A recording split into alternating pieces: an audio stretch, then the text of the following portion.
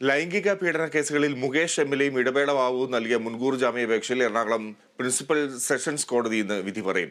ആലുവ സ്വദേശി നൽകിയ പരാതിയിലാണ് വിധി പറയുക. എബി ജോൺ തോമസ് വിവരങ്ങളുമായി ചേരുന്നു. എബി, ഈ മുകേഷും ഇടവേള ബാബുവും എന്തൊക്കെയാണ് അവരുടെ ജാമ്യ ഹർജിയിൽ എടുത്തു പറയുന്നത്? ഫിജി 2 ദിവസം വളരെ വിശദമായിട്ടുള്ള വാദം കേട്ട ശേഷമാണ് കോടതി ഇന്ന് ഈ ഹർജികളിൽ വിധി പറയാനായി ഇന്നത്തേക്ക് മാറ്റിവെച്ചിരിക്കുന്നത്. ആ ജാമ്യ ഹർജികളിൽ ചൂണ്ടിക്കാട്ടിയിരുന്നത് ഈ ആരോപണം തികച്ചും വസ്തുതാവിരുദ്ധമാണ്, അത്തരത്തിലുള്ള സംഭവങ്ങളൊന്നും തന്നെ ഉണ്ടായിട്ടില്ല, ഇത് തങ്ങളെ അപമാനിക്കുന്നതിന് വേണ്ടിയിട്ടുള്ള ശ്രമത്തിന്റെ ഭാഗമായിട്ടാണ് ഇത്തരത്തിലുള്ള ആരോപണങ്ങൾ ഉണ്ടായിട്ടുള്ളത് തുടങ്ങിയിട്ടുള്ള കാര്യങ്ങളാണ് ഇടവേള ബാബുവും മുകേഷും ചൂണ്ടിക്കാണിച്ചിരുന്നത്. ഈ ഹർജിയിൽ വിശദമായിട്ടുള്ള വാദം 2 ദിവസം നടന്നു. അതിനുശേഷം 5-ാം തീയതി, അതായത് ഇന്ന്, ഈ ജാമ്യ ഹർജിയിൽ വിധി പറയുമെന്നാണ് കോടതി അന്ന് വ്യക്തമാക്കിയിരുന്നത്. അതിനെ തുടർന്നാണ് ഇന്നിപ്പോൾ വിധി പറയാൻ വേണ്ടി ഇരിക്കുന്നത്. ഈ കഴിഞ്ഞ ദിവസങ്ങളിലൊക്കെ തന്നെയും ഇതുമായി ബന്ധപ്പെട്ട്, അതായത് ഹേമ കമ്മിറ്റി റിപ്പോർട്ട് പുറത്തു വന്നതിനെ തുടർന്നുണ്ടായിട്ടുള്ള ആരോപണങ്ങൾ, അതിനെ തുടർന്നുള്ള ഈ ഇത്തരത്തിലുള്ള കേസുകൾ തുടങ്ങിയിട്ടുള്ള സംഭവങ്ങളെല്ലാം തന്നെ നിലനിൽക്കുന്ന ഒരു സാഹചര്യം ഉണ്ടായിരുന്നു, ആരോപണങ്ങൾ ഉണ്ടാകുന്ന സാഹചര്യം ഉണ്ടായിരുന്നു. അതിന്റെ പശ്ചാത്തലത്തിലാണ് കഴിഞ്ഞ ദിവസം രഞ്ജിത്തിന്റെ ജാമ്യ ഹർജി ഹൈക്കോടതി തീർപ്പാക്കിയിരുന്നു.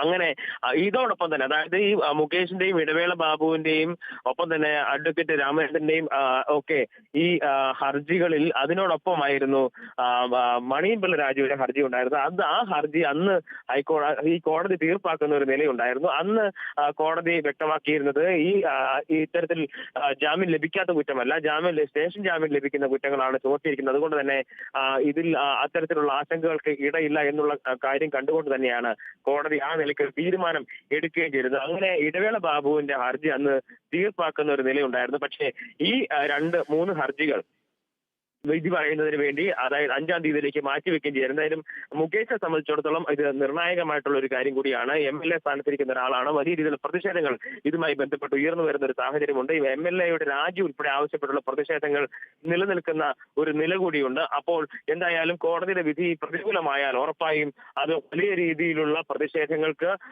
കാരണമാകുമെന്ന കാര്യത്തിൽ തർക്കമുണ്ടാവില്ല. ആ നിലയ്ക്ക് മുകേഷിനെ സംബന്ധിച്ചിടത്തോളം ഇത് വലിയ നിർണായകമായിട്ടുള്ള ഒരു ദിവസം കൂടിയാണ്. ശരി എബി, ഇതൊക്കെ നമുക്ക് തൽക്കാലം ഒന്ന് മാറ്റിവെക്കാം. ഇന്ന് അധ്യാപക ദിനമാണ്. എബി, എന്തെങ്കിലും പറയാനുണ്ടോ?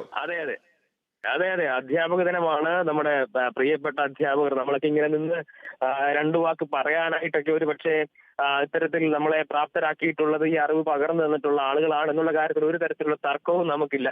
അവരെല്ലാവരെയും ഏറ്റവും സ്നേഹത്തോടു കൂടി തന്നെ ഓർക്കുകയാണ്. അവർക്ക് എല്ലാവർക്കും ഈ ദിവസത്തിൽ അതിന്റെ എല്ലാ സ്നേഹവും എല്ലാ ബഹുമാനവും, അത് ഒരു ദിവസം മാത്രമല്ല, എല്ലാ ദിവസവും നമ്മൾ അവരെ ഓർക്കുന്നുണ്ട്. ആ നിലയ്ക്ക് തന്നെ നമുക്ക് അവരെ ഏറ്റവും സ്നേഹത്തോടു കൂടി തന്നെയാണ് നമ്മളെല്ലാവരെയും ഓർക്കുക. നമുക്കൊരു പെട്ടെന്ന് പ്രതിസന്ധി ഉണ്ടാകുമ്പോൾ അങ്ങനെ നമുക്ക് വിളിക്കാൻ പറ്റുന്ന ചില അധ്യാപകരുണ്ട്, അല്ലെങ്കിൽ സാർ അല്ലെങ്കിൽ ടീച്ചറെ എന്ന് പറഞ്ഞ് നമുക്ക് ഇപ്പോഴും വിളിച്ച് സംസാരിക്കാൻ പറ്റുന്ന കുറച്ച് ആളുകളുണ്ട് എന്നുള്ള കാര്യത്തിൽ ഒരു തരത്തിലുള്ള തർക്കമില്ല. അതൊക്കെ ഏറ്റവും സ്നേഹത്തോടു കൂടി തന്നെ അവരെ ഈ ദിവസം ഓർക്കും. അവർക്ക് എല്ലാവർക്കും ഈ ദിവസത്തിന്റെ മുഴുവൻ മംഗളങ്ങളും നേരുകയും ചെയ്യുകയാണ്. ഓക്കെ, എബി ജോൺ തോമസ് ഒരു റിപ്പോർട്ടർ മാത്രമല്ല, നല്ലൊരു കവി കൂടിയാണ്. എന്തെങ്കിലും ഓർക്കുന്നുണ്ടോ 2 വരി അധ്യാപകർക്ക് വേണ്ടിയിട്ട്? അല്ലെങ്കിൽ കലോത്സവം അല്ല, കലാലയ നാളുകളിൽ, സ്കൂൾ നാളുകളിൽ ഒക്കെ തോന്നിയ, എഴുതി കുറിച്ച 2 ലൈൻ? അതിപ്പോ വേണോ?